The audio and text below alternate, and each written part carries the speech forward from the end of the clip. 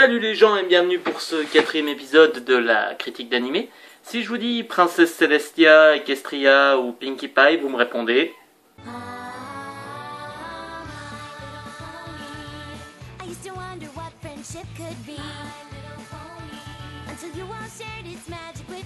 Et oui, aujourd'hui j'ai décidé de vous faire une critique sur Mon Petit Poney, l'amitié c'est magique. Et oui, vous pouvez rebaisser vos sourcils, car non, ce n'est pas une blague. Je vous vois déjà venir à me sortir « Mais Nasband, Mon Petit Poney, c'est pas japonais !» Et vous avez parfaitement raison. Mais qui a dit que la critique d'animé se centralisait exclusivement sur les animés d'origine japonaise? Tout d'abord, avant de parler d'animé en lui-même, il convient de parler d'abord de la communauté de folie qui s'est installée autour de ce dessin animé, quoi. C'est intéressant de voir qu'il y a plus d'hommes adultes qui regardent la série que de petites filles de 8 ans, alors que c'est quand même prévu pour elles à la base. Les fans masculins et adultes de la série se font appeler des bronies. C'est la contraction du mot brother pour frère et ponies pour poney. Alors les filles, il y a une polémique dessus parce qu'elles se font appeler les Pegas Sisters, qui signifie Pégase, hein, c'est une race de poney dans Mon Petit Poney, et Sister pour sœur, bien sûr, pour les désigner elles-mêmes, sauf qu'il y en a beaucoup qui disent que c'est diviser la communauté, que tout le monde est un bronies, etc., etc., moi je dis quand même que c'est faire chier pour pas grand chose, si vous voulez mon avis. Bon, en premier lieu, je vous expliquerai pas pourquoi il y a autant de fans adultes de la série. Internet le fait très bien à place, hein, il y a énormément d'articles dessus. Mais moi, ce qui m'impressionne quand même, c'est que la communauté d'adultes qui est fan de la série est tellement importante que ça en a été jusqu'à influencer les épisodes de la saison 2 où... les scénaristes et les dessinateurs se sont amusés à mettre des références pour les geeks. Alors c'est totalement incompréhensible et pas du tout détectable par une petite fille de 8 ans, mais pour des gens comme vous et moi, eh ben, ça se remarque et c'est drôle là. C'est ça qui fait plaisir. Je dois avouer que quand on m'a conseillé la série, merci Marion d'ailleurs, ça me fait plaisir. Non, elle est pas là, hein, je regarde le mur. Oui, c'est vrai, je suis comme ça moi. Mais bref, je dois avouer que quand on m'a conseillé la série, merci Marion, comme je le disais, je suis parti avec un putain d'a priori négatif. Hein. Moi j'étais resté sur la série Mon Petit Poney des années 80. Il y a le Jour du Grenier qui en a fait une courte review dessus dans sa vidéo sur les dessins animés pour filles. Et voilà, vous constaterez que ça avait rien d'intéressant ni de particulièrement joyeux pour un homme adulte. Mais bon, pour faire plaisir à cet ami, bah, je me suis dit, bon bah ok, je vais regarder. Ah, attends, tu veux que moi, je regarde Mon Petit Poney ? Non mais attends, sérieux, quel crétin peut regarder ça, franchement? Non, Pinkie Pie, ne deviens pas folle parce que tu n'es pas invité à la fête. Alors vous parlez du scénario risque d'être un peu dur, parce qu'il n'y en a pas. Hein, la totalité des épisodes se concentre sur le fait que l'amitié c'est magique, au sens littéral du terme, et que ça permet de résoudre tous les problèmes. Donc oui, c'est super niais, mais je vous rappelle quand même que la série n'a pas été créée pour vous, messieurs.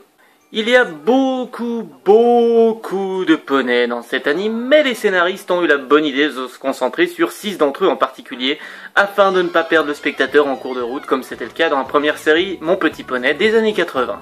En fait, si vous voulez mon avis, ce choix de se concentrer sur 6 poneys en particulier est une excellente idée, mais c'est que mon avis. En tout cas, pour moi, ça m'a permis de mieux concentrer sur les personnages et surtout de mieux s'y attacher. Alors, en premier, nous avons Twilight Spark. Si elle était humaine, on pourrait sans problème dire que c'est une nerd. Elle passe son temps dans ses livres, ne veut pas se faire d'amis et ne souhaite qu'une chose, déclencher l'admiration de la princesse Celestia qui gouverne Equestria.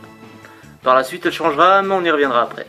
En deuxième, nous avons Applejack. Ce poney-là représente le Texas à elle toute seule. Elle fait un métier très physique, normalement réservé aux hommes, parle avec un accent texan fortement marqué, et a tendance à toujours vouloir donner son aide, mais à ne jamais en accepter, ce qui lui jouera des tours dans un épisode. En troisième, on a Rarity. C'est une parodie de la femme actuelle, mais pour de vrai. Hein. Toujours très propre sur elle, créatrice de vêtements de mode. Elle parle de manière distinguée, refuse de se salir en toutes circonstances, et a tendance à vouloir toujours habiller les autres poneys de manière distinguée, ce qui n'est pas toujours évident. Oui, les poneys s'habillent dans l'amitié c'est magique, vous m'avez bien entendu. Enfin, pas tout le temps quoi, 3/4 du temps ils se baladent à poil, donc en fait, je me demande comment Rarity fait pour survivre dans l'univers de la mode, vu que les 3/4 des poneys se baladent en permanence, à poil quoi. En quatrième, on a Pinkie Pie, c'est... comment dire... Elle représente... la fête. J'ai pas d'autre mot, c'est une fêtarde incommensurable qui utilise tous les prétextes pour inviter ses amis à une fête qu'elle aura organisée. Je pense sincèrement que le personnage serait plutôt ennuyeux tout seul, mais vu qu'il est entouré par tous les autres beaucoup plus sérieux par rapport à elle, ça passe bien.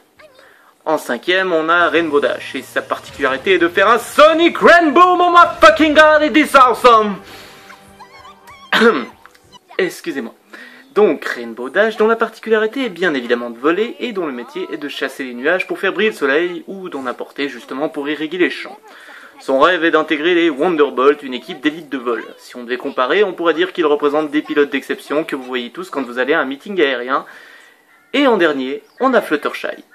C'est un personnage calme, très timide, très réservé, qui parle d'une petite voix fluette, qui a tendance à s'effacer devant les problèmes. C'est le personnage le plus réservé du groupe, mais elle a aussi ses gros pétages de plomb, et c'est bien sûr ceux-là que j'ai préférés. En dernier, on peut encore citer Spike, un bébé dragon qui est l'ami et l'assistant de Twilight Sparkle. Ce n'est pas vraiment un personnage secondaire, mais on le voit pas aussi souvent que les autres. De tous les personnages, c'est en général celui qui réfléchit de la manière la plus logique devant un problème. Je l'ai pas trouvé particulièrement marquant, quand bien même il a eu 2 épisodes qui lui étaient entièrement dédiés. Avant d'aller plus loin, il convient de vous éclairer sur un point. Oui, j'ai adoré la série et j'attends d'ailleurs assez impatiemment la saison 3 qui devrait pas tarder à arriver selon certaines sources que j'ai vues sur internet. Après, quant à leur accorder du crédit, je sais pas, mais apparemment c'est le cas. Ce qui me fait plaisir d'ailleurs. Donc vous comprendrez que cette critique d'anime ne va pas se concentrer sur la saison 3 parce que au moment où je l'ai tournée et au moment où vous la verrez sur YouTube, à mon avis, si vous la voyez dans les débuts, si vous la voyez 3 ans plus tard, c'est logique, la saison 3 n'était pas encore sortie. Donc voilà, vous m'en excuserez. Ce sera peut-être l'objet d'une autre critique d'animé, mais faut voir, pas sûr. Les scénarios sont divers et variés, mais je peux au moins vous parler de celui du premier et deuxième épisode de la saison 1. L'histoire se concentre sur Twilight Sparkle qui fait une découverte dès le début de l'anime. En effet, Nightmare Moon, sœur de la princesse Celestia qui a été emprisonnée sur la Lune il y a 1000 ans de cela pour avoir voulu répandre une nuit éternelle sur Equestria, va bientôt être libérée, aidée par les étoiles. Fière de sa découverte, elle en fait part tout de suite à la princesse Celestia qui lui répond qu'il devrait cesser de ressasser ses vieilles histoires et aller sur Terre pour découvrir ce qu'est l'amitié. Bien sûr, ça n'enchante pas notre Twilight qui obéit quand même aux ordres. Bien évidemment, lors de sa venue sur Terre, elle rencontrera tous les autres poneys cités précédemment. Le rôle de Twilight est également de vérifier que la cérémonie pour le lever du soleil se passe bien, car c'est la princesse Celestia qui assure le lever de ce dernier. Évidemment, lorsqu'on doit venir l'aube, Nightmare Moon se révèle au grand jour et annonce qu'elle va laisser la nuit éternellement sur Equestria. Par la suite, Twilight découvre que les éléments de l'harmonie, qui représentent l'honnêteté, la gentillesse, le rire, la générosité, la loyauté et la magie, sont les clés qui permettront de mettre Nightmare Moon hors d'état de nuire. S'ensuit un petit passage dans la forêt où chaque poney fait montre de ses talents, puis Twilight arrive enfin à un Nightmare Moon qui détruit les éléments de l'harmonie. Ou pas. Les éléments de l'harmonie sont représentés par Applejack pour l'honnêteté, Fluttershy pour la gentillesse. Ai-je vraiment besoin de dire de qui il s'agit pour le rire? Oui? Bon, comme vous voulez. Donc bon, Pinkie Pie pour le rire, Rarity pour la générosité et Rainbow Dash pour la loyauté. Bien évidemment, Twilight est le 6e élément qui permet de battre Nightmare Moon, et comme on est dans un anime pour petites filles, Nightmare Moon regrette et revient régner auprès de sa sœur. Par la suite, Twilight avoue que cela embête un peu de rentrer chez elle alors qu'elle vient de découvrir l'amitié, et la princesse Celestia la charge alors de rester à Ponyville pour en apprendre toujours un peu plus sur l'amitié et lui faire des rapports réguliers. Donc voilà pour le scénario. Si on devrait dresser une trame principale par rapport à ça, je dirais que celle de Twilight, qui doit rester à Ponyville pour découvrir plus en détail ce qu'est l'amitié, serait la plus appropriée. L'anime se concentre à 100% sur le fait que l'amitié c'est magique et qu'elle permet de résoudre tous les problèmes. En ce qui concerne les épisodes, il est vraiment très difficile de s'étendre dessus puisqu'ils représentent à eux seuls une histoire différente à chaque fois. On a un épisode où Pinkie Pie croit qu'elle est volontairement écartée d'une fête et devient complètement paranoïaque à ce sujet avant de réaliser qu'il s'agissait simplement d'une fête d'anniversaire pour elle et que ses amis voulaient lui faire une surprise. On a un épisode où Fluttershy apprend à s'affirmer et devient de ce fait complètement invivable pour ses amis avant de revenir à son état précédent. En fait, chaque épisode se concentre sur les problèmes d'un ou de plusieurs poneys en particulier et globalement, la magie de l'amitié vient les aider à résoudre leurs problèmes en étant heureux. Je sais, ça peut paraître terriblement niais, mais à mon avis, c'est pas un mauvais message à faire passer aux gamines, non? Alors, pourquoi ai-je adoré cet anime, me direz-vous? Oui, parce que jusque-là, il n'y a pas d'excellente raison, Bien, déjà parce que l'auteur est le même que celui qui avait créé à l'époque les Super Nanas, un dessin animé d'origine américaine complètement inoubliable, à l'humour complètement déjanté. Et ça se ressent complètement à chaque épisode de My Little Pony. Il y a de la violence dans l'anime, oui, mais de la violence cartoonesque. Un personnage qui se prend un piano sur la figure s'en sortira sans une égratignure 5 minutes plus tard. En deuxième lieu, le fait que l'anime ne se prenne pas du tout au sérieux. Contrairement au premier Mon Petit Poney des années 80 qui prenait la peine de nous mettre un méchant dans la tronche à chaque épisode, la nouvelle génération se contente de mettre des scènes de problèmes que l'on pourrait avoir dans la vie de tous les jours et qui pourraient être résolus si on faisait appel à nos amis ou à notre famille tout simplement. Il y a bien quelques grands méchants ça et là dans les 2 saisons, mais ils se comptent véritablement sur les doigts d'une main et ils sont toujours battus grâce à la magie de l'amitié. Je sais, habituellement je vous spoil la fin des animés que je regarde et que je critique. Mais comme chaque épisode a sa propre petite histoire, c'est plutôt difficile de spoiler ce qui n'existe pas, vous croyez pas? Pour conclure, je pense sincèrement que My Little Pony, Friendship is Magic est un anime à regarder. Franchement, oubliez vos a priori, oubliez la série des années 80, ne partez pas sur le fait que « Ah non mais c'est Mon Petit Poney, c'est pourri ». Arrêtez de penser ça, franchement. Si vous aimez pas, vous aurez au moins le mérite de dire que vous aimez pas après avoir regardé la série. C'est jamais bon de partir sur des préjugés. Sur ce, oui, c'était court, mais ça marque la fin de cette critique d'animé en espérant qu'elle vous ait plu. Je vous rappelle que je prends toujours en compte vos conseils, vos critiques, négatives comme positives, pour améliorer l'émission.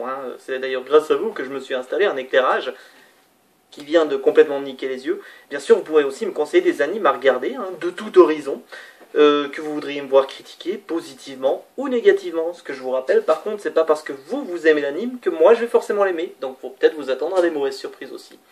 Voilà. Sur ce, je vous dis à plus les gens et... brof. Help us celebrate. We're all hugging.